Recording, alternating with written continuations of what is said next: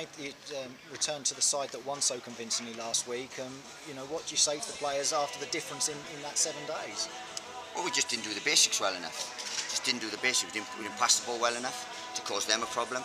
We didn't win our headers. We didn't get on second balls. We didn't get a footing in the game. If you do all those things, you get in the game. We didn't do them. Absolutely no chance did we do them. And I mean, out there today, the performance, the result, the fans so far behind you giving support all along. It looked as though it was going to be 0-0. There just weren't chances, were there, for either side? No, there weren't. It was a real. Look, the pitch didn't help. It was a real sticky pitch from obviously the sand and so on and things. So it didn't help. Conducive for a good game. And I think, to be honest, their boy got injured because of a sticky pitch. To be honest, so that didn't help to a fluent game. But look, you just got to do the basics right. If you do the basics right, we get a draw minimum. You mentioned the pitch there and the injuries. Of course, there was 3 in the first half, all that seemed to be pitch related. What's the issue with Scott Cuthbert? Well, he had a tight sort of adductor yesterday, sort of glute, and he did that. Just a reoccurrence, really. No problem or anything yesterday, but today it was. And bringing Glenn Ray on, obviously you got the opportunity to Glenn or Johnny Mullins at the back there. Yeah, and look, we went with Glenn because he's a little bit more up to speed, but look, that's the decision we made. But we've got a strong squad to be able to cope with that. And also off the bench, your game change, you're trying to freshen things up, Jordan Cook and Elliot Lee, but nobody really got into the game today and nobody really got on.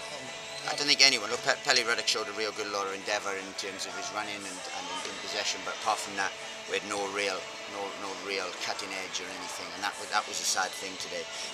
As I said, the pitch didn't help, but it was back down to earth with a real bump after last week.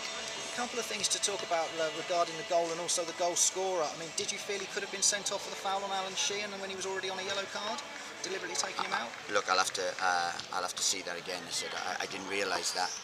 That's one or two things that's controversial maybe. But look, we should have just cleared our lines. There may be a foul in the build-up, but if you clear lines, you don't get those problems. But that's the way it was. That was going to be my other question. It looked as though Alan McCormack was fouled when he lost possession.